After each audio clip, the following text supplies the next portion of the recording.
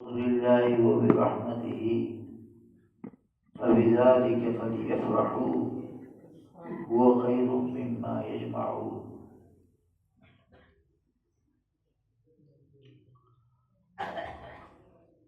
وقال رسول الله صلى الله عليه وسلم: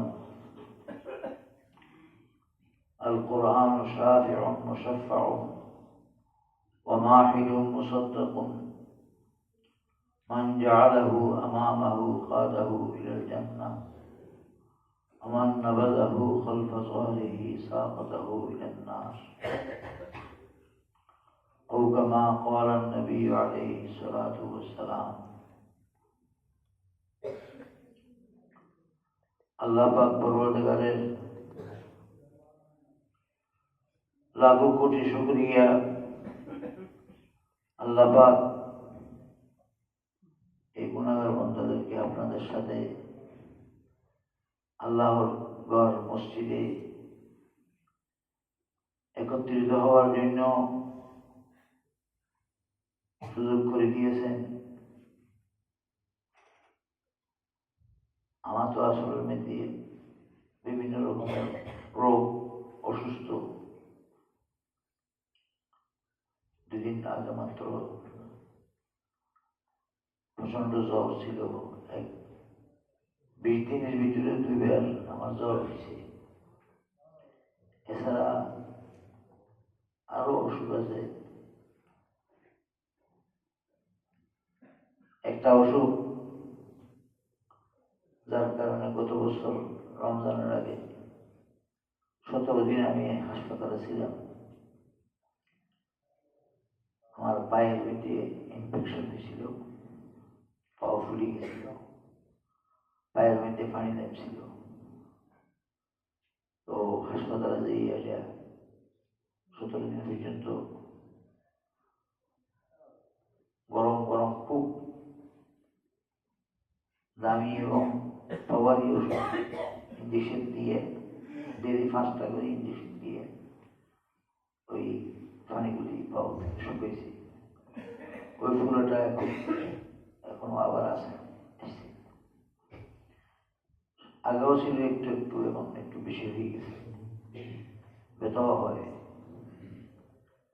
এখন শেষ সময় বিভিন্ন রকমের ব্যায়াম দেখা দিছে। তারপরও আল্লাহ পাকের হুকুম, আপনাদের সঙ্গে সাক্ষাতের আল্লাহ পাক শুরু করে দিয়েছেন। তো আপনাদের দোয়া দেওয়ার জন্য আসলে উপস্থিত হয়েছি। তো আমি কোরআন শরীফের একটি আয়াত শরীফ তেলাওয়াত করেছি। রাসূল করিম সাল্লাল্লাহু আলাইহি ওয়াসাল্লামের একটি হাদিস শরীফ তেলাওয়াত করেছি। আল্লাহ পাক পরওয়ারদিগার কোরআন শরীফ সম্পর্কে আমাদেরকে পরিচয় করে দিয়েছেন।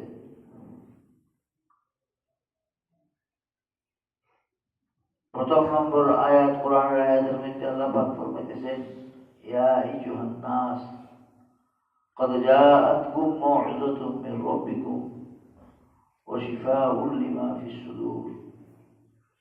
এই লোকেরা, তোমাদের কাছে তোমাদের রবের পক্ষ থেকে উপদেশের বড় উপদেশের কিতাব এসেছে। যে কিতাবটা তোমাদের অন্তরের রোগের জন্য চিকিৎসক এবং হুদাম ওয়া রাহমাতুল লিল মুমিনিন, ঈমানদারদের জন্য আল্লাহ পাক পরওয়ারদিগারের রাস্তা দেখার জন্য হেদায়েতের কিতাব। আল্লাহর রাস্তায় পৌঁছায় দিয়ে আল্লাহর কাছে, আল্লাহর সাথে সাক্ষাৎ করাই দেওয়া, আল্লাহ পাকের সন্তুষ্টি অর্জন করাই দেওয়ার কিতাব এবং আল্লাহ পাকের রহমতের ভান্ডার। এই কোরআনের পরিচয় আল্লাহ পাক দিয়েছেন। আল্লাহ পাক পরওয়ারদিগার পরে বলতেছেন, কুল বিফজলিল্লাহি ওয়া বিরহমাতিহি, এই যে তোমাদের কাছে এই কিতাব আল্লাহ পাক দিয়েছেন, এটা শুধু মাত্র আল্লাহ পাকের দয়া এবং রহমতের কারণেই দিয়েছেন। তোমাদের যোগ্যতা, তোমাদের কাবিলিয়ত, এটার জন্য এটাতে আল্লাহ পাক দেয়, শুধুমাত্র আল্লাহ পাকের দয়া, আল্লাহ তাআলার রহমতে তোমাদেরকে দিয়েছে। এই কিতাব আগের নবীরা, অন্যান্য আম্বিয়া আলাইহিস সালাম তারা আমাদের হুজুর সাল্লাল্লাহু আলাইহি ওয়াসাল্লাম দুনিয়া আসার আগে এসেছিলেন। হযরত মূসা আলাইহিস সালাম, ঈসা আলাইহিস সালাম, এরকম বড় বড় আম্বিয়া আলাইহিস সালাম যারা এসেছেন, ওনারা সকলেই এই কিতাবের জন্য আগ্রহী ছিলেন, আল্লাহ তাআলার কাছে দরখাস্ত করেছে। কিন্তু এই কিতাব আল্লাহ পাক তাদেরকে দেন নাই। তোমাদেরকে দিয়েছে, এটা শুধুমাত্র আল্লাহ পাকের দয়া। তোমরা শেষ নবী, আল্লাহ তাআলার হাবিব, সাইয়্যিদুল মুরসালিন জনাবে মুহাম্মদুর রাসূলুল্লাহ সাল্লাল্লাহু আলাইহি ওয়াসাল্লাম উম্মত। মুহাম্মদুর রাসূলুল্লাহ ইসলাম আল্লাহ তাআলার নবীদের মধ্যে শ্রেষ্ঠ নবী এবং আল্লাহ পাক পরওয়ারদিগারের রহমতের বাহক।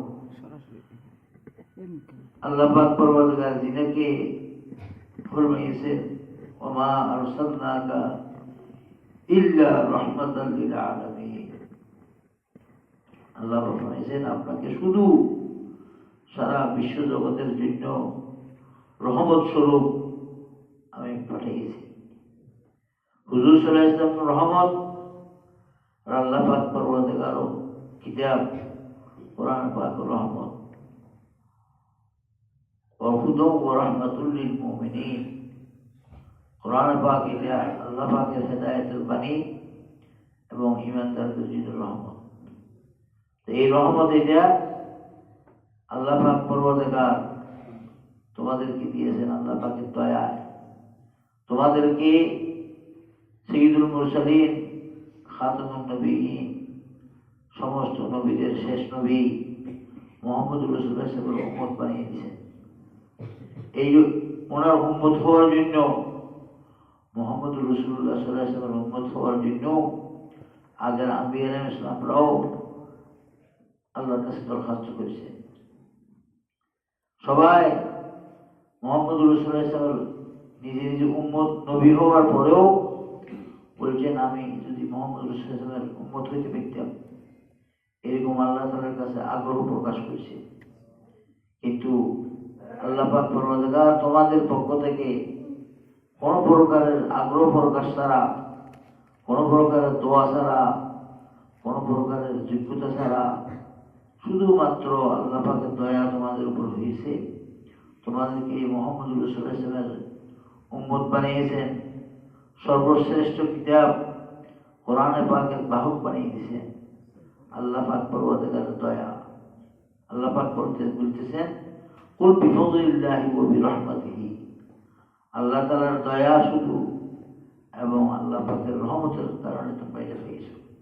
এইটা পর আবার কি বলছেন, ফাবিযালিকা ফালইফরাহু, শুধু রহমত হিসেবে দিছে তা নয়, সেটার জন্য তোমাদেরকে মনের ভিতরে খুশি প্রকাশ করতে হবে, আনন্দিত হতে হবে। একটা মানুষের ছেলে যদি মাস্টার পাস করে, ডাক্তার হয়, বৈজ্ঞানিক হয়, ইঞ্জিনিয়ার হয়, সেই মানুষে গর্ব করে বলে, ছেলেগুলি মানুষ বানিয়েছি আমি। আমার আল্লাহ 5টা ছেলে দিছে, 10টা ছেলে দিছে, সব ছেলেকে মানুষ বানিয়েছি। আমার এক ছেলে ডাক্তার, এক ছেলে মাস্টার, এক ছেলে প্রফেসর, এক ছেলে ইঞ্জিনিয়ার, এক ছেলে অমুক কলেজের প্রফেসর, এক ছেলে অমুক ইউনিভার্সিটির লেকচারার। এটা নিয়ে গর্ব করে। আল্লাহ পাক পরওয়ারদিগার বলতেছেন, যাদেরকে আমি কোরআন দিয়েছি, যার ছেলে কোরআন পড়িছে, যে ছেলে কোরআন পড়িছে, তারা মনে মনে আনন্দ বোধ করতে হবে, খুশি হইতে হবে যে আল্লাহ পাক পরওয়ারদিগার আমাকে আমার ছেলেকে নিয়ামত দিয়েছে। ফাবিযালিকা ফালইফরাহু, এবং আল্লাহ পাক পরওয়ারদিগার বলেন হুয়া খায়রুম মিম্মা ইয়াজমাউন, দুনিয়ার লোকেরা যত প্রকারের গুণাবলী, যত প্রকারের সম্পদ, যত প্রকারের দৌলত, যত প্রকারের নেয়ামত জড়ো করে, সব সঞ্চয় করে, কিন্তু সব কিছুর থেকে কোরআন শরীফ সবচেয়ে উত্তম। হুয়া খায়রুম মিম্মা ইয়াজমাউন, যে যা কিছু জমা করে সঞ্চয় করে, তার সঞ্চয় কিন্তু সে ডাক্তারি সঞ্চয় করুক, সে মাস্টারি সঞ্চয় করুক, সে বিজ্ঞান সঞ্চয় করুক, সে টাকা পয়সা জমা করুক, সে ব্যবসা বাণিজ্য করুক, সে বড় নেতাগিরি করুক, সেই দেশের বড় মন্ত্রিত্ব পাক, যে যেতেই পাবে পাক, কিন্তু সবচেয়ে বড় যে কোরআন পেয়েছে সেই সবচেয়ে বড়। আল্লাহ পাক পরওয়ারদিগার ফরমাইছেন হুয়া খায়রুম মিম্মা ইয়াজমাউন, যে যা কিছু জড়ো করে, যে যা কিছু সঞ্চয় করে, যে যা কিছু কামাই করে, সব কামাইয়ের থেকে কোরআন যে পেয়েছে তার কামাই সবচেয়ে বড় কামাই। যার ছেলে কোরআন কামাই করেছে সেই সবচেয়ে বড় কামাই বলার পাপ। কিন্তু দুর্ভাগ্য, আমরা আমাদের ছেলেদেরকে মাদ্রাসায় একটু দিই না। হ্যাঁ, যে কয়েকটা ছেলে দেখলি, যে ছেলেটা সবচেয়ে দুর্বল, যে ছেলেটা কানা, ল্যাংড়া, খোড়া, অন্য কোনো কাজ চলবে না, সে ছেলেকে মাদ্রাসা ছেড়ে দিয়ে, যেটা বেশি চালু, যেটা মেধাবী, যেটা দেখতে সুন্দর, সেটাকে সহজে মাদ্রাসায় দেয় না। সেটাকে মাদ্রাসায় দেয় না, যেটা সুন্দর সেটাকে স্কুল কলেজের জন্য, হ্যাঁ, দুনিয়া শিখার জন্য দুনিয়ার পিছনে লাগিয়ে দেয়। মনে করতেছে আমি আমার ছেলের উপরে বহু বড় উপকার করলাম, আমার ছেলেকে বহু বড় নেয়ামত, বহু বড় সম্পদ দিয়ে দিলাম, কিন্তু আল্লাহ বলতেছে না, তুমি তাকে যদি কোরআন শরীফ দাও, তাই সেটাই হবে বড় সম্পদ, সেটাই হবে বড় নেয়ামত, সেটাই হবে বড় গর্বের জিনিস। হ্যাঁ, কিয়ামতের দিনে আল্লাহ তাআলা কোরআন শরীফের যে পড়িছে সেই ছেলের বাপকেই সম্মানিত করবে। হ্যাঁ, কেউ যদি বলে আমার ছেলে ডাক্তার, পাঁচটা ছেলে, একটা ডাক্তার, একটা মাস্টার, একটা ইঞ্জিনিয়ার, একটা অমুক, একটা সমুক, হ্যাঁ, দুনিয়ার মধ্যে গর্ব করতেছে, ওই ছেলেগুলির কারণে হাসর মাঠে তাকে কোনো প্রকারের পুরস্কৃত করা হবে না, তাকে কোনো প্রকারের সম্মানে বেড়ানো হবে না। কিন্তু যে কোরআন শরীফ পড়েছে, যে কোরআন শরীফ মুখস্থ করেছে, যে কোরআন শরীফের উপর আমল করেছে, যে কোরআনের ইলম শিখছে, তার বাপকে আল্লাহ পাক পরওয়ারদিগার, তার মাকে আল্লাহ পাক পরওয়ারদিগার সম্মানিত করবে, নূরের মুকুট পরিধান করাবে, নূরের মুকুট পরিধান করাবে। যে ছেলে আলেম হয়েছে, যে ছেলে হাফেজ হয়েছে, তার মা বাপকে রাসূল আকরাম সাল্লাল্লাহু আলাইহি ওয়াসাল্লাম ফরমাইছেন যে একজন আলেম একজন নবীর সম্মান পাবে, একজন নবীর বরাবর সম্মান পাবে। একজন নবীর সম্মান যদি একজন নবীর পিছনে আমাদের হুজুর সাল্লাল্লাহু আলাইহি ওয়াসাল্লাম উম্মত, কোটি কোটি মানুষ হুজুর সাল্লাল্লাহু আলাইহি ওয়াসাল্লামের উম্মত, মুসা আলাইহিস সালামের উম্মত, লক্ষ লক্ষ কোটি কোটি উম্মত, এরকম বিভিন্ন আম্বিয়া আলাইহিস সালামের এক এক নবীর পিছনে হাজার হাজার উম্মত থাকবে, হাজার হাজার মানুষ থাকবে, সবাইকে নিয়ে সেই নবী তার উম্মতকে নিয়ে জান্নাতের মধ্যে দলে দলে জান্নাতের দিকে যাবে। আমাদের হুজুর সাল্লাল্লাহু আলাইহি ওয়াসাল্লাম সবচেয়ে বড় উম্মতওয়ালা, এই জন্য আমাদের হুজুর সাল্লাল্লাহু আলাইহি ওয়াসাল্লাম সবচেয়ে বড় সম্মানী। হ্যাঁ, আর হুজুর সাল্লাল্লাহু আলাইহি ওয়াসাল্লাম ফরমাইছেন হ্যাঁ, আমার উম্মতের আলেমরা অন্যান্য আগের যুগের একজন নবীর সমান আল্লাহ পাকের কাছে সম্মান পাবে। তাহলে আলেম যদি সম্মান পায়, একজন আলেম আপনার ছেলেকে আলেম বানালেন, আর সেই ছেলে কোন এক মাদ্রাসায় 10 বছর, 20 বছর, 30 বছর, 40 বছর পড়াইলেও হাজার হাজার অনেক বড় মাদ্রাসা তো ওস্তাদ হয়, দেওবন্দ মাদ্রাসার শিক্ষক হয়, হাটাদারি মাদ্রাসার শিক্ষক হয়, বড় বড় মাদ্রাসার শিক্ষক হয়, হাজার হাজার এক এক বছর হাজার হাজার ছাত্র পড়ায়। আর কিছু বছর ছোট ছোট মাদ্রাসায়, গ্রাম্য মাদ্রাসায় পড়ায়, এখানে এরা ছোট মাদ্রাসায় পড়ায়। কিন্তু ছোট মাদ্রাসায় পড়াইলেও এটা এলম এমন একটা জিনিস, এটা সৎকায় দাঁড়িয়ে এলম ইউনতাফাউ বিহি। এই এলম এটা যেরকম বাতির আলো যত তার থেকে নেওয়া হবে তত বাতির আলো বেঁচতে থাকবে। আলো নেওয়ার দ্বারা বাতির আলো কমে না, আলো নেওয়ার দ্বারা বাতির আলো কমে না। যত লিবে তত বেঁচতে থাকবে। যে কোনো আলেমে যত ছাত্র পড়াবে তত তার এলমের আলো সারা জগতে সেদিকে ছড়াতে থাকবে। একটা ছেলে যদি হাটাদারি মাদ্রাসায় পড়ায় বছরে 2000, 3000, 1000, 1500 ছাত্রদেরকে পড়ায়, আর এই 1000, 1500 ছাত্র এরা সব আলেম হইয়া এদের থেকে বিভিন্ন দুনিয়ার বিভিন্ন কোণায় চলে যায়। সে জায়গায় প্রত্যেক আলেমে বছরে 100, 200, 300, 400 করে পড়ে থাকে। কতগুলি আলেম তার ছাত্র হবে। আর এরপরে একের পর এক এই বাতির থেকে বাতি জ্বলতে কিয়ামত পর্যন্ত বাতির আলোর সিলসিলা ধারাবাহিকতা চলতেই দেখবে। এই ধারাবাহিকতা যেটা দেখবি সবগুলি এই ছেলের সাথে জান্নাতে যাবে। এই ছেলে সবগুলি তার ছাত্রদের সাথে নিয়ে সেই জান্নাতে চলে যাবে, সবাই সেই ইমাম হবে। তাহলে আপনার ছেলে যদি একজন আলেম হয়, তাহলে আপনার ছেলের পিছনে কতগুলি মানুষ দেখবে, এবং সেই হাসরের মাঠে কত বড় সম্মানের সাথে আল্লাহ পাকের দরবারে উপস্থিত হবে। সেই জন্য হুজুর সাল্লাল্লাহু আলাইহি ওয়াসাল্লাম ফরমাইয়েছেন যে তোমরা তোমাদের সন্তানদেরকে এলম শিখাও। এই এলম এটা হয়েছে সত্তায় জারিয়া, এই এলমের শেষ নাই। এলমের থেকে যেভাবে আল্লাহ তাআলা কোরআন আয়াত ফুটতেছে, ফাবিযালিকা ফালিয়াফরাহু। আমার ছেলে আলেম হইল, মাসে মাত্র 5,000 টাকা 10,000 টাকা বেতন পাইছে। আর আপনার ছেলে একটা ডাক্তার হয়েছে, সে ডেলি 1 লাখ টাকা করে কামাই করেছে। আর এক ছেলে যেটা মাদ্রাসায় পড়ে, সে কোরাল মাসে মিলিয়ে 10,000 টাকা কামাই করেছে। আপনার মন ছোট করার কোনো কারণ নেই, মন ছোট করার কারণ নেই।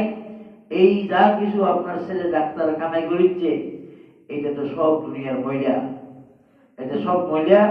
এই সম্পদ এটা আল্লাহ পাক দেখবে না। কিন্তু যে ছেলে 10,000 টাকা কামাই করিয়া আলেম তৈরি করতেছে, তাকে আল্লাহ পাক পরওয়ারদিগার আলেমদের ইমাম হিসেবে আল্লাহ পাক পরওয়ারদিগার জান্নাতে পৌঁছাবে। আর আপনাকে আল্লাহ পাক পরওয়ারদিগার এই আলেমের ইমামের বাপ হিসেবে হাসরের মাঠে আল্লাহ তাআলা আপনাকে সম্মানিত করবে। সেই জন্য আল্লাহ তাআলা ফরমাইছেন, ইয়া আইয়ুহান নাস ক্বাদ জাআতকুম মাউইযাতুম মির রাব্বিকুম ওয়া শিফাউল লিমা ফিস সুদূর। এই লোকেরা, তোমাদের কাছে তোমাদের প্রভুর পক্ষ থেকে উপদেশের কিতাব আসছে, নসিহতের কিতাব আসছে। ওয়া শিফাউল লিমা ফিস সুদূর, অন্তরের রোগের চিকিৎসা করার জন্য কোরআন শরীফ এই কিতাব আসছে। কোরআন শরীফে মানুষের অন্তরকে পরিষ্কার করে, অন্তরের ভিতরে থেকে ময়লা দূর করিয়া অন্তরের ভিতরে নূর ঢুকাই দেয়।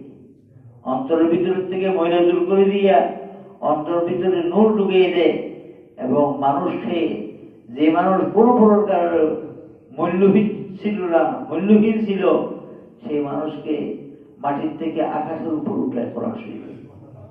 হ্যাঁ, হযরত বেলাল রাদিয়াল্লাহু তাআলা আনহু একজন কালো গোলাম, একটা গোলাম, আরো কালো গোলাম, হাবশী গোলাম।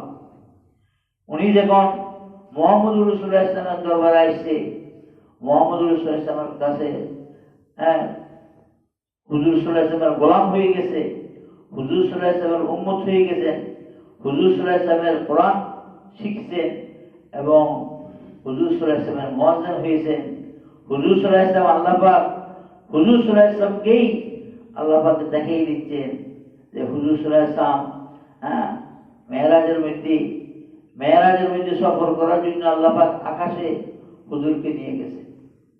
হুজুর সাল্লাল্লাহু আলাইহি ওয়াসাল্লাম আকাশে মেরাজে সফর করেছেন। সেই মেরাজের সফরের মধ্যে হুজুর সাল্লাল্লাহু আলাইহি ওয়াসাল্লাম আগে বেলাল নেই, বেলালকে দেখা যাচ্ছে না, কিন্তু বেলালের খরমের আওয়াজ শুনতেছে। আমরা কয়জন জানি? আমাদেরও তো ছাত্র আছে, আমাদেরও তো ছেলেমেয়ে আছে। আমি আমার ছেলের খরমের আওয়াজ কিরকম, জুতার আওয়াজ কিরকম জানা আছে আমার কোন ছাত্রের খরমের আওয়াজ কিরকম সেটা তো আমার জানা নেই। কিন্তু আমার নবী সাইয়্যিদুল মুরসালিন সাল্লাল্লাহু আলাইহি ওয়াসাল্লাম উম্মতের খরমের আওয়াজ মুখস্থ করে নিয়েছে। খরমের আওয়াজ বেলাল যেন কাঠের খরম বিধি চলতেছে, সে বেলাল হাঁটার সময় ওনার কাঠের খরমের আওয়াজ কিরকম ছিল সেটা শিখতেছিল। আল্লাহ পাক পরওয়ারদিগার হুজুর সাল্লাল্লাহু আলাইহি ওয়াসাল্লামকে আরশ আজিমের মধ্যে আসমানের উপরে নিয়ে গেছেন। এখানে দেখতেছে হুজুর সাল্লাল্লাহু আলাইহি ওয়াসাল্লাম চলতেছে আর হুজুরের সামনে শুধু কানের আওয়াজ আসতেছে, হুজুরের সামনে থেকে বেলালের খরমের আওয়াজ আসতেছে। হুজুর সাল্লাল্লাহু আলাইহি ওয়াসাল্লাম দুনিয়াতে আসার পরে জিজ্ঞেস করলেন, বেলাল তুমি কি আমল করো? আমি আকাশে সফর করার জন্য গেছিলাম, মেরাজে গেছিলাম, আমার আগে তোমার পায়ের খরমের আওয়াজ আমি পেলাম। তুমি আল্লাহ পাক পরওয়ারদিগার একটা কালো গোলাম, হাবশী গোলাম, সেই গোলামকে মুহাম্মদুর রাসূলুল্লাহ সাল্লাল্লাহু আলাইহি ওয়াসাল্লামের নিসবতে মুহাম্মদুর রাসূলুল্লাহ সাল্লাল্লাহু আলাইহি ওয়াসাল্লামের সাথে সম্পর্ক হওয়ার কারণে, মুহাম্মদুর রাসূলুল্লাহ সাল্লাল্লাহু আলাইহি ওয়াসাল্লামের উম্মত হওয়ার কারণে, মুহাম্মদের কোরআনের বাহক হওয়ার কারণে মুহাম্মদ সাল্লাল্লাহু আলাইহি ওয়াসাল্লামের মুয়াজ্জিন হুজুর সাল্লাল্লাহু আলাইহি ওয়াসাল্লাম মসজিদের মুয়াজ্জিন ছিলেন বেলাল, মসজিদে আযান দিচ্ছিলেন। একদিন হযরত বেলাল রাদিয়াল্লাহু তাআলা আনহু বাদ দিয়া অন্য মানুষকে দিয়ে ফজরের আযান দিছে। ফজরের আযান বেলালে দিতে নেই। আর সেদিনই আল্লাহ পাক পরওয়ারদিগার হুজুর সাল্লাল্লাহু আলাইহি ওয়াসাল্লামের কাছে ওহী নাযিল করেছেন, বড় নাকি আজকে আপনার মসজিদের আযানের আওয়াজ শুনলাম না কেন?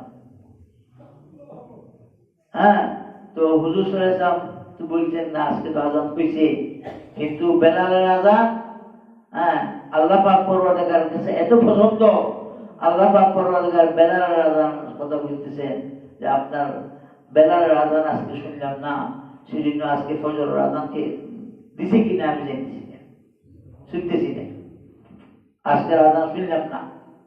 তো বেলাল একটা কালো গোলাম, কিন্তু তার মান এত বাড়ি গেছে, কোরআনের কারণে এত বাড়ি গেছে যে আল্লাহ পাক পরওয়ারদিগার তার আযান আশ থেকে শুনতেছেন এবং তার আযানের দিকে আল্লাহ পাক পরওয়ারদিগারের লক্ষ্য থেকে গেছে আল্লাহ বেলাল আযান দিচ্ছে কিনা।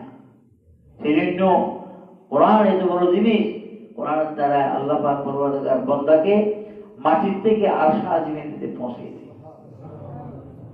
এজন্য আমরা আমাদের সন্তানকে একটা কথা হচ্ছে কোরআন এটা প্রত্যেক উম্মতের প্রতিটি মানুষের উপরে ফরজ, কোরআন শরীফ শিক্ষা ফরজ। এজন্য আপনার প্রত্যেক রাকাতের মধ্যে সূরা ফাতিহা পড়তে হবে, প্রত্যেক রাকাতে সূরা ফাতিহা পড়তে হবে, কেরাত পড়তে হবে। কেরাত না হলে, সূরা ফাতিহা না হলে আপনার নামাজ সহি হবে না। আর নামাজ পড়ার জন্য সূরা ফাতিহা শুধু যা মনে চায় তা পড়লে হবে না, যেরকম মনে চায় সেরকম পড়লে হবে না। যে কোরআন আল্লাহ পাক নাযিল করেছেন সেরকম ভাবে কোরআন শরীফকে আপনার তেলাওয়াত করতে হবে, আপনার সন্তানকে তেলাওয়াত করাইতে হবে। শিখান ছাড়া কেমনে হবে? কোরআন শরীফ শিখান ছাড়া আপনার ছেলেকে আপনার কোরআন যদি না শিখান, সেই নমাজ তো ছোটকালে পড়ে না, কিন্তু যখন পড়ে তখন যদি সহি সূত্র পড়তে না পারে, তাহলে পড়িও না পড়ার মতো হয়ে যাবে। এই জন্য প্রত্যেকটা মুসলমানের উপরে কোরআন শরীফ শিখে ফরজ, কোরআন শরীফ শিখে ফরজ। আর এই কোরআন শরীফ এটা শিক্ষা দেওয়া প্রত্যেকটি মা বাপের উপরে ফরজ দায়িত্ব। ছেলেকে আপনি মাস্টার বানিয়েছেন কি ডাক্তার বানিয়েছেন কি এটা জিজ্ঞেস করবে না। আর এই ছেলে যদি মারা যায়, কবরের মধ্যে আল্লাহ পাক করবো, দেখা তুমি কি ছিলা, কোন কলেজের প্রফেসর ছিলা, হ্যাঁ, কোন ভার্সিটির ইঞ্জিনিয়ার প্রফেসর ছিলা, কোন জায়গায় ইঞ্জিনিয়ার ছিলা, এগুলি আল্লাহ পাক জিজ্ঞেস করবে না। আল্লাহ পাক জিজ্ঞেস করবেন তোমার কাছে কোরআন আছে কিনা, তুমি কোন ধর্মের অবলম্বন করছো, কোন নীতির উপর ছিলা, এটাই জিজ্ঞেস করবে। এবং মৃত্যুর পরে কবরের মধ্যে আমার আর আপনার মুক্তির জন্য কোরআনেই আসিয়া প্রথমে মাতার শীতানের মধ্যে আসিয়া মানুষকে কবর আযাবের থেকে মুক্তি দান করবে। এই জন্য আপনার ছেলের হাতে আপনি সবকিছু দিলেন, জায়গা দিলেন, টাকা পয়সা দিলেন, ডিগ্রি দিলেন, মাস্টারি দিলেন, ডাক্তারি দিলেন, সবকিছু দিলেন, হ্যাঁ, মন্ত্রী বানিয়ে দিলেন, এমপি বানিয়ে দিলেন, সবকিছু বানিয়ে দিলেন, কিন্তু ছেলেটাকে কোরআন পড়নেওয়ালা বানাইলেন না। তাই কোরআন পড়নেওয়ালা যদি না বানান, তাহলে আল্লাহ পাক পরওয়ারদিগারের কাছে যাইয়া আপনার ছেলেও ধরা খাবে, আপনিও ধরা খেয়ে দেবেন। ছেলে আপনাকে এত কিছু দেওয়ার পরও আপনাকে আল্লাহর কাছে বলতে পারবে না, বলবে না যে আল্লাহ আমার ছেলে তো বাংলাদেশের অমুক মন্ত্রী ছিল, হ্যাঁ, আমার ছেলে বাংলাদেশের অমুক কলেজের প্রফেসর ছিল, আমার ছেলে বাংলাদেশের এরকম বড় ডিগ্রিধারী ছিল, এই কথা বলিয়া আল্লাহ আপনার আল্লাহকে জবাব দিতে পারবেন না।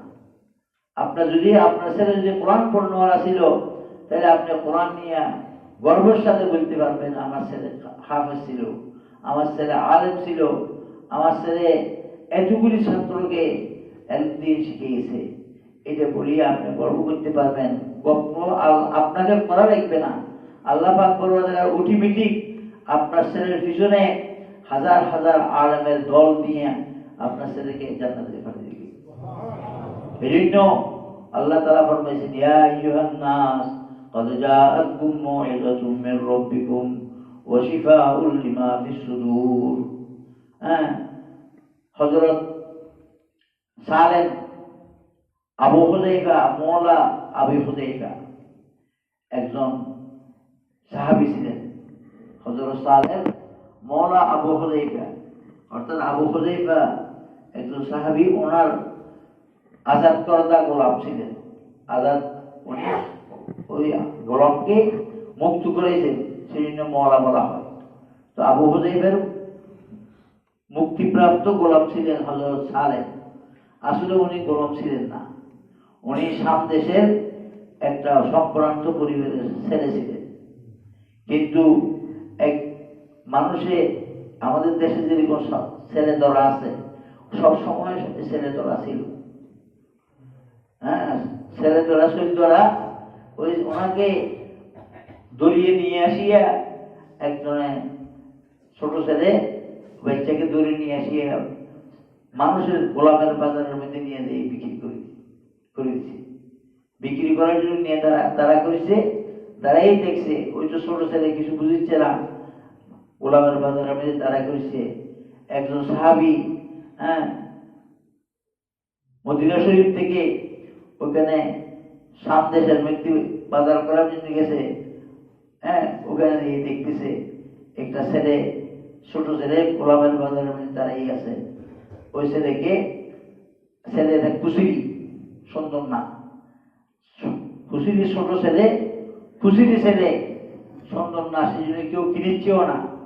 আর ওই ছেলে 4 দিন পর্যন্ত ওই ছেলেকে গোলামের বাজারের মধ্যে দাঁড়া করে রেখেছে। দাঁড়া রাখার করার পরে ওই সাহাবী আসতে অল্প পয়সা দিয়ে ওই ছেলেকে কিনে নিয়ে আসছে মদিনা শরীফে। মদিনা শরীফে কিনে নিয়ে আসার পরে এখন মদিনা শরীফে আসিয়া উনি কি করবে, উনি মদিনা শরীফে নিয়ে আসিয়া বিক্রি করার জন্য মদিনার গোলামের বাজারে দিয়ে গেছে। এখানেও কেউ কিনে না, তো কিনেছে না, দাঁড়িয়ে দেখতে 3-4 দিন পরে একটা মহিলা সাইবা নামক একটা মহিলা, সে মহিলা অল্প পয়সা দিয়ে ওই ছেলেটাকে কিনে দিছে। কিনে নেওয়ার পরে এবং এই সাইবা কিনে নিছে, কিনে নেওয়ার পরে সাইবের ঘরে আছে। সাইবের ঘরে দেখতে কিছুদিন পরে ওই গোলাম হিসেবে আছে। আর সাইবের স্বামী হয়েছে আবু হুযাইফা। আবু হুযাইফা ছিলেন হযরত ওসমান গনি রাদিয়াল্লাহু তাআলা আনহুর বন্ধু। তখন উনি মুসলমান হয় নাই, ওনার স্ত্রী সাইবাও মুসলমান হয় নাই।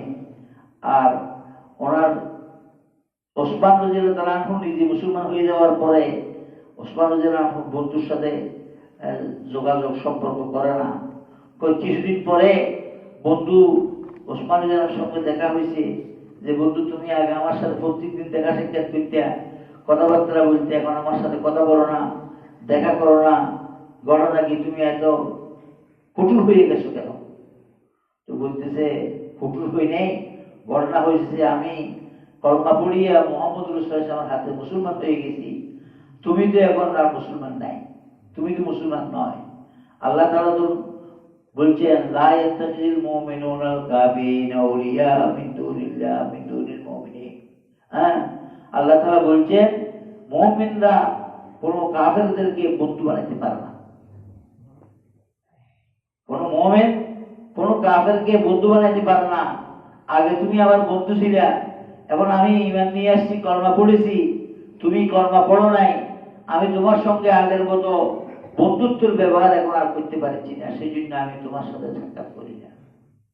এই কথা বলার পরে ওই হযরত আবু হুযাইফা সঙ্গে সঙ্গে বলছেন, তাই তুমি মুসলমান হয়ে গেছো, কলমা পড়িছো, আমি কলমা পড়ি নাই, সেই জন্য তুমি আমার সঙ্গে কথা বলো না, সাক্ষাৎ করো না। ঠিক আছে, তুমি যে কলমা পড়লা, উনি সঙ্গে সঙ্গে কলমা পড়ি আমি মুসলমান হয়ে গেলাম। হযরত ওসমান গনির কথা শুনতেই মুসলমান হয়ে গেছে।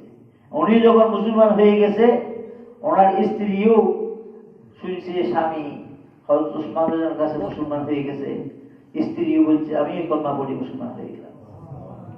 এখন স্ত্রী যখন কলমা পড়ি মুসলমান হয়ে গেছে, এখন দুজনেই স্বামী স্ত্রী মুসলমান হয়ে গেছে। সাইবের গোলাম সালেম ওইটা দেশের থেকে কিনে নিয়ে আসছে।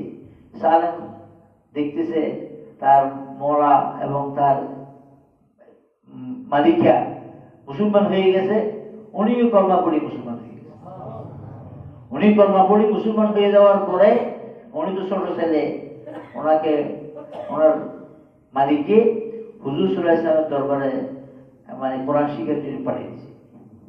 অল্প দিনের মধ্যে কোরআন শরীফ শিখিয়া ওনার ভালো ছেলের মুখ কালো, ছেলে সুন্দর না, দেখতে কুচুরি, কিন্তু তার গলার আওয়াজ খুব সুন্দর, পড়া খুব সুন্দর।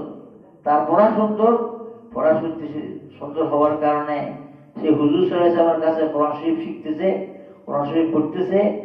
আর সে হুজুর সাল্লাল্লাহু আলাইহি ওয়াসাল্লাম বলতেছেন, আলহামদুলিল্লাহিল্লাযী জাআলা ফি উম্মতি মিসলা হাযা। যে ছেলে কোনো কেউ কিনতেছিল না, শাম দেশের বাজারে বিক্রি হচ্ছে না, মদিনার বাজারেও বিক্রি হচ্ছে না, কারো গোলাম কেউ কিনতেছে না। সেই ছেলে যখন কোরআনের বাহক হয়ে গেছে, কোরআনের বর্ণমালা হয়ে গেছে, আল্লাহ রসুল মুহাম্মদুর রাসূলুল্লাহ সাল্লাল্লাহু আলাইহি ওয়াসাল্লাম ওই ছেলেকে নিয়ে গর্ব করতেছে, আলহামদুলিল্লাহিল্লাযী জাআলা ফি উম্মতি মিসলা হাযা। আয় আল্লাহ, আমার উম্মতের মধ্যে এই ছেলে এত সুন্দর কোরআন তেলাওয়াত করনেওয়ালা ছেলে আল্লাহ পাক পরওয়ারদিগার আমার উম্মত বানিয়েছে। এই জন্য আল্লাহ পাকের অসীম হামদ প্রশংসা। দেখেন যে কেউ কিনছে, যে যাকে কেউ কিনছে না, কেউ মূল্য দিচ্ছে না, তাকে নিয়ে আল্লাহ নবী গর্ব করতেছেন। এবং হুজুর সাল্লাল্লাহু আলাইহি ওয়াসাল্লাম ফরমাইছেন, সালিমুন আসাদুন নাসি মুহাব্বাতান লিল্লাহি ওয়া লিরাসূলিহি, আসাদুন নাসি মুহাব্বাতান লিল্লাহি ওয়া লিরাসূলিহি। হুজুর সাল্লাল্লাহু আলাইহি ওয়াসাল্লাম সাক্ষী দিয়েছেন যে সালেম মানুষের মধ্যে বহুত বড় আল্লাহ এবং আল্লাহ রাসূলকে মুহাব্বত করনেওয়ালা, ভালোবাসনেওয়ালা। হাসরের দিনে হুজুর সাল্লাল্লাহু আলাইহি ওয়াসাল্লামের কাছে এক সাহাবী জিজ্ঞেস করেছেন, ইয়া রাসূলুল্লাহ মাতা সাআ, হুজুর কিয়ামত কোন দিন? কিয়ামত কোন দিন? হুজুরকে জিজ্ঞেস করেছে, বারবার জিজ্ঞেস করে। হুজুর সাল্লাল্লাহু আলাইহি ওয়াসাল্লাম একদিন বলতেছে, তুমি যে প্রত্যেকদিন কিয়ামত কোন দিন, কিয়ামত কিন্তু বলতেছ, জিজ্ঞেস করো, মা আদাতালাহা, কিয়ামতের জন্য কি প্রস্তুতি নিয়েছ, কিয়ামতের জন্য কি সম্পদ জোগাড় করেছো?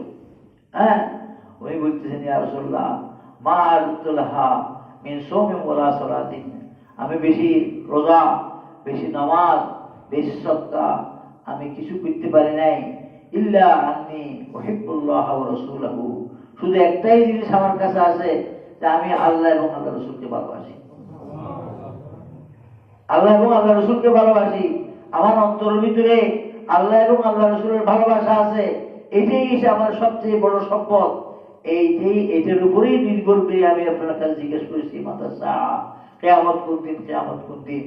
আল্লাহ রসুল ফরমাই দিয়েছেন, আল মারউ মা মান আহাব্বা, যে যাকে ভালোবাসে তার হাসর তার সাথেই হবে। তুমি যদি মুহাম্মদ সাল্লাল্লাহু আলাইহি ওয়াসাল্লামকে ভালোবাসো, তোমার হাসর মুহাম্মদ সাল্লাল্লাহু আলাইহি ওয়াসাল্লামের সাথে হবে।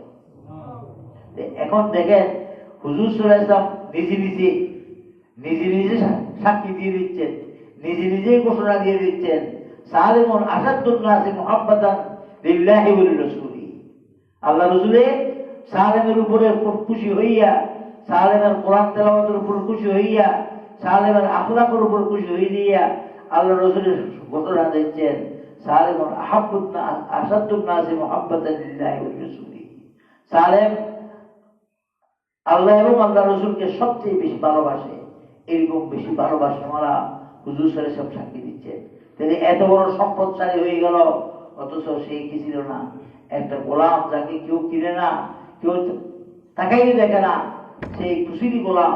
এখন কোরআন শরীফের বাহক পেয়ে দেওয়ার পরে একদিন উনি নামাজ পড়তেছেন, উনি মেয়ামতি করতেছেন, উনি গোলাম বড় হওয়ার পরে, একটু বালেগ হওয়ার পরে ইমামতি যখন শুরু করছে, একদিন হযরত ওমর রাদিয়াল্লাহু আনহু, উনি ওমর রাদিয়াল্লাহু আনহুর খেলাফতের যুগে ওমর রাদিয়াল্লাহু আনহু ওনার পিছনে নামাজের ইক্তেদা করছেন। ওমর রাদিয়াল্লাহু আনহু ওনার পিছনে নামাজ পড়িয়ে বলতেছেন, দেখো এই কালো ছেলে, কালো গোলাম, কিছুদিন আগে যাকে কেউ কিনতে চাইছিল না, যাকে কেউ মহব্বত করতেছিল না, কোনো মূল্যায়ন করতেছিল না, আল্লাহর কোরআনের কারণে, আল্লাহ রসুলের মহব্বতের কারণে, ঈমানের কারণে আজকে খলিফাতুল মুসলিমিন ওমর ইবনে খাত্তাব রাদিয়াল্লাহু তাআলা আনহু ওনার পিছনে ইক্তেদা করে নামাজ পড়তেছে। ওমরকে ওনার পিছনে ইক্তেদা করে নামাজ পড়ার সুযোগ দিয়েছে আল্লাহ পাক। ওমর রাদিয়াল্লাহু আনহু সালেমের পিছনে নামাজ পড়িয়ে গর্ববোধ করতেছেন, আনন্দ প্রকাশ করতেছেন যে আমি সালেমের পিছনে নামাজ পড়ার সুযোগ পেয়েছি। অথচ একটা কালো গোলাম ছিল, যাকে কেউ কিনতেও চাইছিল না, খুশিরই চাইছিল, কিন্তু কোরআন শরীফ আসার পরে সেই সুশীল হয়ে গেছে। বেলাল রাদিয়াল্লাহু তাআলা আনহু এত বড় সুশীল হয়ে গেছে যে আকাশের মধ্যে আল্লাহর নবীর আগে আগে বেলালের পায়ের, খড়গের পায়ের আওয়াজ শোনা যাচ্ছে। আকাশের মধ্যে বেলালের জমিনে আযান দেয়, আর আল্লাহ পাক পরওয়ারদিগার আরশে আযমের থেকে বেলালের আযানের আওয়াজ শুনে, বেলালের আযান না পৌঁছার কারণে আল্লাহ রসুলকে আল্লাহ পাক পরওয়ারদিগার ওহীর মাধ্যমে জানিয়ে দিয়েছেন যে আপনার মসজিদে আজকে কি আযান হয় নাই? আল্লাহ রসুল বলতেছেন, কেন আযান হবে না? আজকে তো আমরা আযান জামাতের সাথে নামাজ পড়েছি, আযান হয়েছে। হুজুর আল্লাহ পাক পরওয়ারদিগার বলছেন, বেলালের আযান আজকে আকাশে আসে নাই। তাহলে আল্লাহ পাক পরওয়ারদিগার বেলালের আযানের দিকে তাকাইয়ে আছে কি জন্য? কোরআনের কারণে, ঈমানের কারণে। রাসূল আকরাম সাল্লাল্লাহু আলাইহি ওয়াসাল্লামের কাছে হাত দিয়ে মুসলমান হয়েছে, কোরআন শরীফ পড়েছে। কোরআনের কারণে আল্লাহ পাক পরওয়ারদিগার বেলাল রাদিয়াল্লাহু তাআলা আনহুকে সেরকম সম্মান দিয়েছে। এই জন্য কোরআন শরীফ এটা এত বড় নিয়ামত, এই নিয়ামতের উপরে আমাদেরকে গর্ব করতে হবে। আল্লাহ পাক পরওয়ারদিগার ফরমাইছেন, ফাবিযালিকা ফালিয়াফরাহু, ফাবিযালিকা ফালিয়াফরাহু। কোরআন শরীফ যারা পড়েছে, যাদের সন্তান কোরআন শরীফ পড়েছে, তাদেরকে আনন্দিত হইতে হবে, খুশি বোধ করতে হবে। ডিগ্রি পাইয়ে খুশি হবে না, টাকা পয়সা দিয়ে খুশি হবে না, মান দৌলত দিয়ে খুশি হবে না, দুনিয়ার কোনো প্রকারের পদের দ্বারা খুশি হবে না। আল্লাহর কোরআন যার কাছে যাবে কাকে খুশি হইতে হবে? আল্লাহ তাআলার হুকুম, ফাবিযালিকা ফালিয়াফরাহু, আর ওই আমলের সিগা আল্লাহ পাক ওর আদেশ দিছে। এই জন্য যারা কোরআন শরীফ পড়ে তারা মনকে ছোট করা, এটা কোরআনের অবমাননা। আমি হুজুর হয়েছি, আমার বেতন কম, আমার সমাজের মধ্যে মূল্য নাই, এরকম বলিয়া মন ছোট করা, এটা নিজেকে নিজে ছোট করা নয়, এটা আল্লাহর কোরআনকে ছোট করা। যাকে আল্লাহ পাক পরওয়ারদিগার দ্বীনের ইলম দান করেছে, সেই কোনো জেনারেল শিক্ষিতের সামনে, মন্ত্রীর সামনে, ব্যারিস্টারের সামনে নত হইয়া নিজেকে নিজে ছোট মনে করলে এটা কোরআনকে অপমান করা, ওরা দ্বীনকে অপমান করা, দ্বীনি ইলমকে অপমান করা। আল্লাহ তাআলা ফরমাইছেন, যাকে আল্লাহ পাক পরওয়ারদিগার দ্বীনের ইলম দিয়েছে, কোরআনের ইলম দিয়েছে, তাকে তার অন্তরকে বড় রাখতে হবে। সে মনে করতে হবে, আমি কিছু পাই না পাই, আল্লাহ পাক পরওয়ারদিগার আমাকে দুনিয়ার সবচেয়ে বড় সম্পদ কোরআন দিয়েছে। এজন্য আমাদেরকে, আমাদের ঔলাদদেরকে, সন্তানদেরকে কোরআন শিখাইতে হবে, কোরআনের নিয়ামত দিতে হবে। হযরত রাসূল আকরাম সাল্লাল্লাহু আলাইহি ওয়াসাল্লাম যখন মক্কা শরীফে ছিলেন, রাসূল আকরাম সাল্লাল্লাহু আলাইহি ওয়াসাল্লাম মক্কা শরীফে ছিলেন, তখন হুজুর সাল্লাল্লাহু আলাইহি ওয়াসাল্লাম নবুয়ত পাওয়ার পর আরো 13 বছর মক্কা শরীফে ছিলেন। 13 বছর পর্যন্ত হুজুর সাল্লাল্লাহু আলাইহি ওয়াসাল্লাম মক্কাবাসীকে ডাক দিছে, দাওয়াত দিছে, কিন্তু দাওয়াত কবুল করে না। কিন্তু হুজুর সাল্লাল্লাহু আলাইহি ওয়াসাল্লাম গোপন ভাবে দাওয়াত দিছে। আর যখন হজের সিজন হয়, মানুষরা বিভিন্ন দেশ থেকে, বিভিন্ন এলাকা থেকে হজ করার জন্য আসে। তখন হজের সিজনের মধ্যে আরবরা হজকে নিজের গর্ব মনে করে। ইসলাম আসার আগেই, ইসলাম ধর্ম আসার আগেই ওরা মক্কা শরীফের হজ করত এবং আরাফাতের মাঠে, মুজদালিফা, এই সমস্ত জায়গার মধ্যে ওনারা যাইতেন, হজ করার জন্য যাইতেন, আরাফাতের মাঠের মধ্যে ওকুফ করতেন।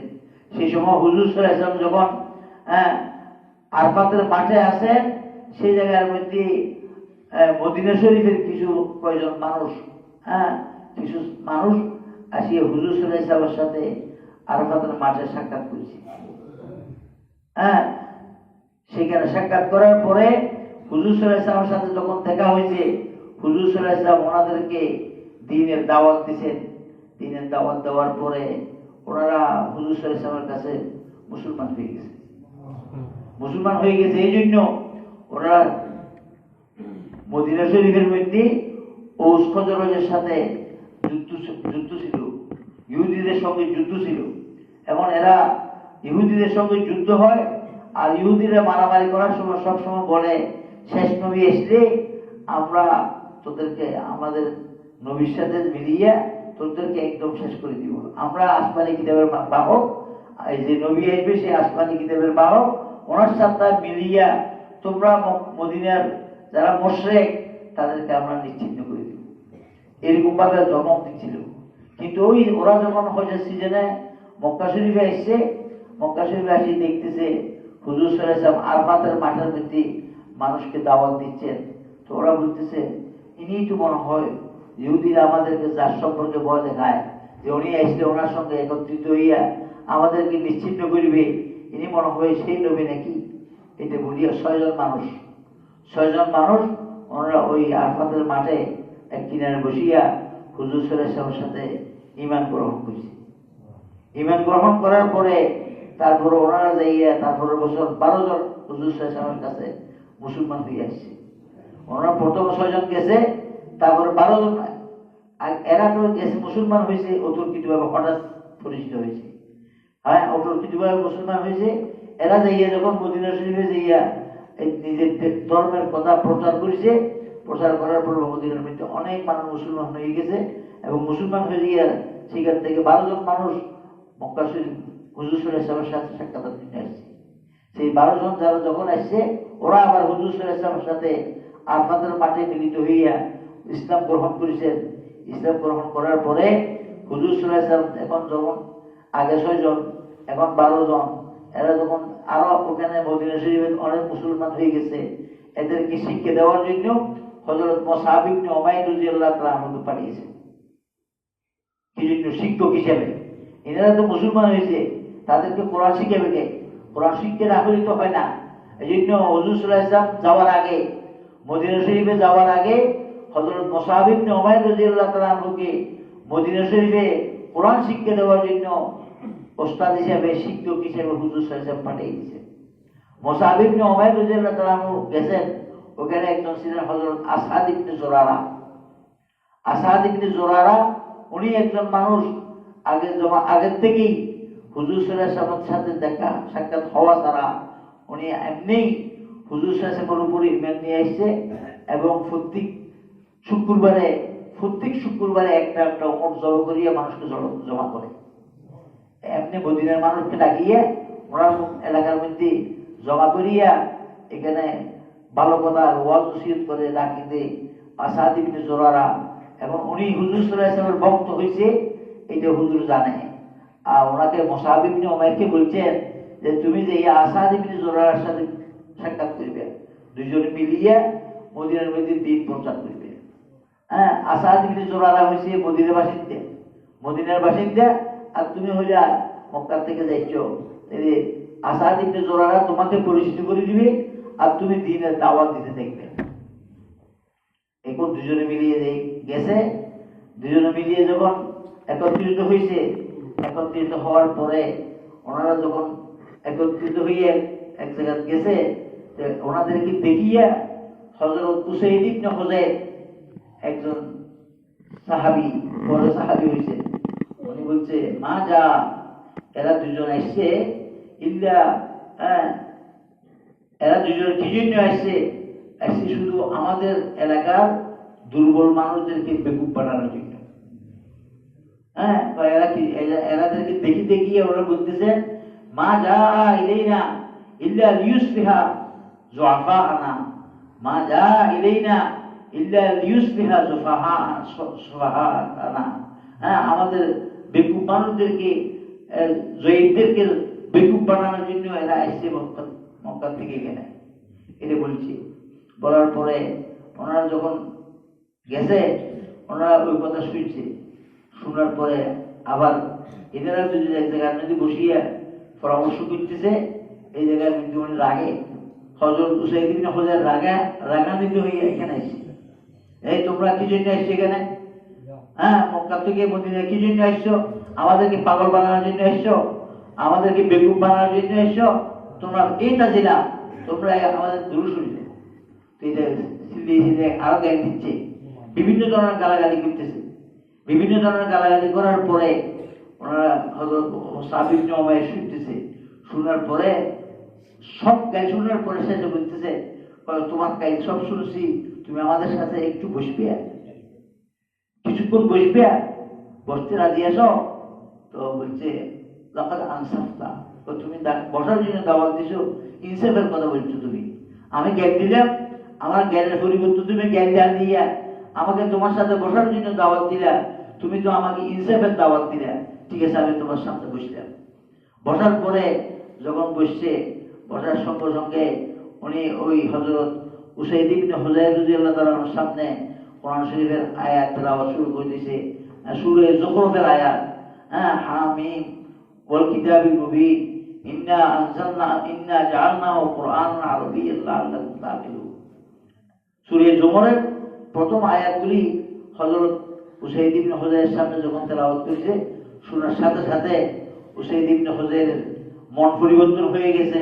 এত সুন্দর কোরআন তুমি পড়লে, এত সুন্দর কিতাব পড়লে, আমি তোমার মতো হইতে পারবো? এটা বললি বলতেছে হ্যাঁ, তুমি আমার মতো হইতে পারবে। সঙ্গে সঙ্গে কলমা পড়িয়ে মুসলমান হয়ে আল্লাহ তাআলা উলামায়ে কেরাম বলতেছে, আল্লাহ তাআলা কোরআনের ভিতরে যেরকম চুম্বকের মধ্যে কি থাকে, আকর্ষণ শক্তি থাকে, কোরআনের মধ্যে সেই চুম্বকের মতো আকর্ষণ শক্তি আছে। হযরত উসাইদ ইবনে হুযাইর জ্ঞান দেওয়ার জন্য এসেছে, জ্ঞান দিছে, জ্ঞান দেওয়ার জন্য আসছে, জ্ঞান দিছে।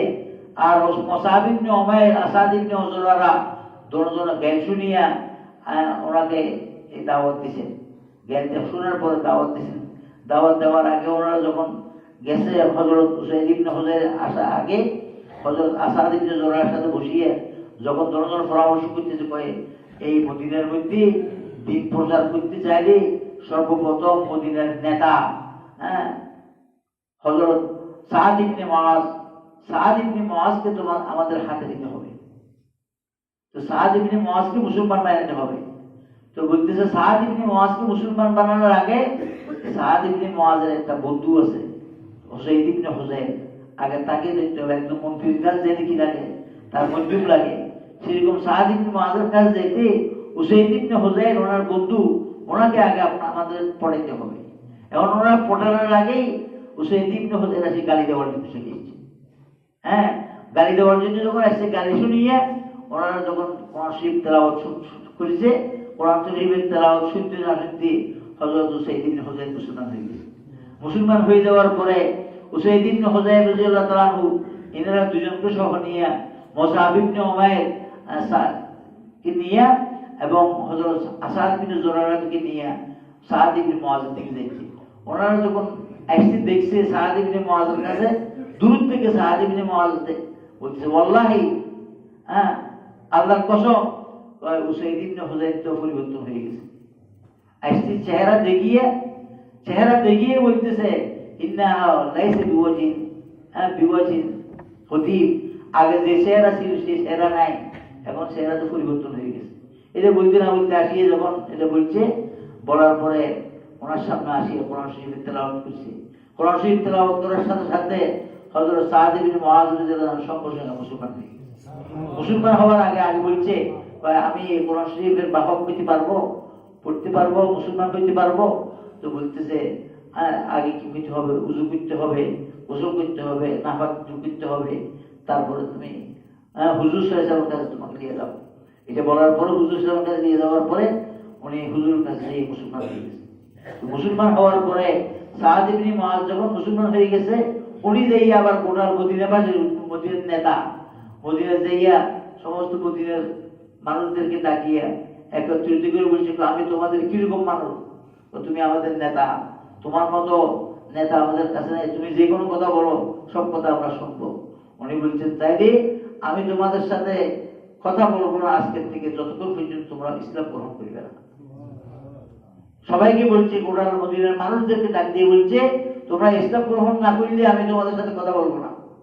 এটা বলার সাথে সাথে উনি যখন এই কথা বলছে, সব আহলে মদিনা ওনার যারা ওনার অধীনস্থ ছিল সবাই একসাথে মুসলমান হয়ে গেছে। এটা হচ্ছে কোরআন আকর্ষণ। এই জন্য আল্লাহ পাক পরওয়ারদিগার আমাদেরকে কোরআন দিয়েছেন, আমাদেরকে এই আকর্ষণীয় কোরআনকে গ্রহণ করতে হবে, আমাদের সন্তানদেরকে কোরআন শিখাতে হবে, কোরআন পড়াইতে হবে। বেশি লম্বা আলেম হওয়া এটা তো আল্লাহ তাআলার হুকুম, যার কোফালা থেকে অনেক ছেলে পরিবার যায় পড়তে পারে না। কিন্তু আপনার কোরআন শরীফ তেলাওয়াত করা, কোরআন শরীফ সহি শুদ্ধ পড়া, এটা পড়াই দেওয়া, শিক্ষা দেওয়া, এটা সমস্ত মা বাবার উপর ফরজ। আপনাদের এলাকার মধ্যে এই মাদ্রাসা আছে, এই মাদ্রাসা আপনারা করেছেন, এখানে আলহামদুলিল্লাহ ভালো লেখাপড়া হচ্ছে। কিন্তু আপনাদের সমস্ত ঘরের থেকে যত সন্তান আছে সব সন্তানকে কোরআন শিখে দিতে হবে। কোরআন শরীফ শিখে ইয়া ফরজ পরিমাণ এলম যতটুকু তারা নামাজ দোয়া সেইভাবে করতে পারে, এতটুকু এলম দেওয়া ফরজ মা বাবার উপরে। এটা যদি মা বাপ আদায় না করে তাহলে কিয়ামতের দিনে আল্লাহ পাকের কাছে মা বাপ শর্মিন্দা হইতে হবে। এই সন্তানকে আপনি জায়গা দিয়ে যাবেন, টাকা পয়সা দিয়ে যাবেন, সম্পদ দিয়ে যাবেন, দুনিয়ার রাজত্ব দিয়ে যাবেন, সবকিছু দিয়ে যাবেন, যদি কোরআন দিয়ে না যান তখন বলবে রব্বানা ইন্না আতআনা সাদাতানা ওয়া কুবারানা ফাদাল্লুনা সাবিলা।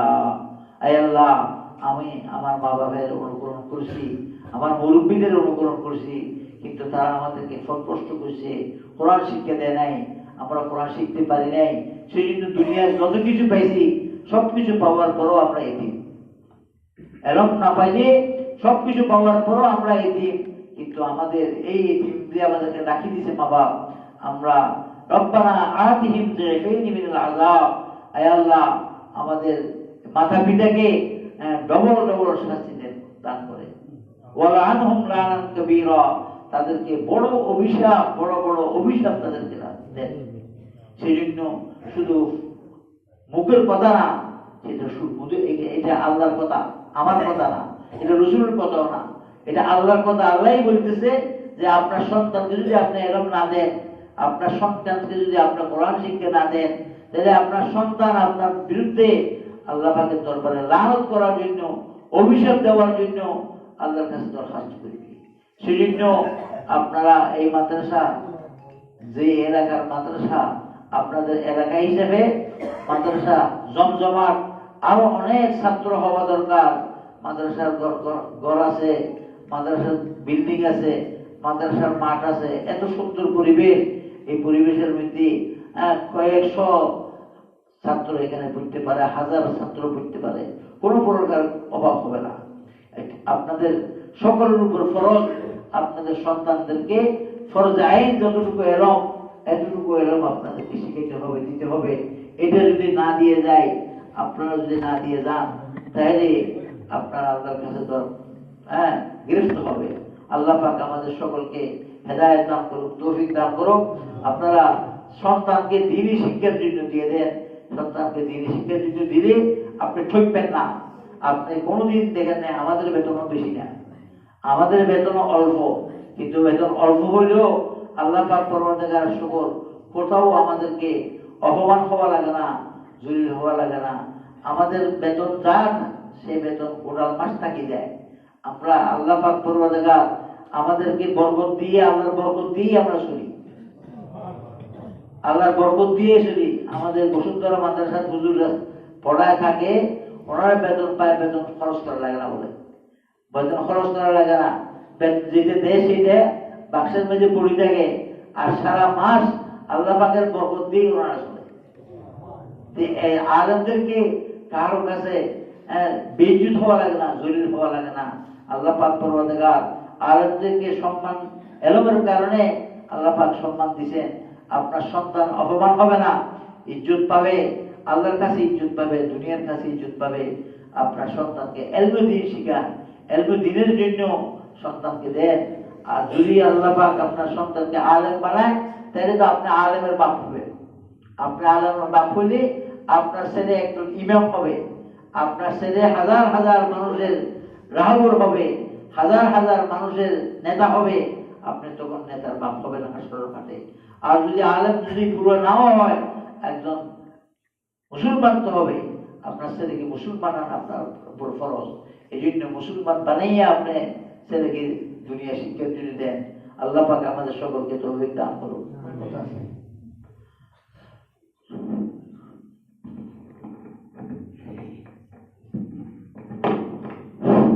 আলহামদুলিল্লাহ, আপনাদেরকে অসংখ্য মোবারকবাদ। আপনারা কষ্ট করে আসছেন, আসলে হুজুরও অনেক কষ্ট করে আসছেন, হুজুরের অনেক অসুস্থতা, অনেক ব্যস্ততা। তো আমাদের মহব্বতে, আমাদের ডাকে সারা দিয়ে হুজুর ব্যস্ততা সত্ত্বেও কষ্ট নিয়ে আমাদের মাঝে উপস্থিত হয়েছেন। আসলে এই যে ইসলাহি মাহফিল, এই নামে আমরা এই গ্রামে যারা বিভিন্ন জায়গায় মাদ্রাসায় লেখাপড়া করছি, আমাদের মাদ্রাসা এখানে পিকনিক গ্রামে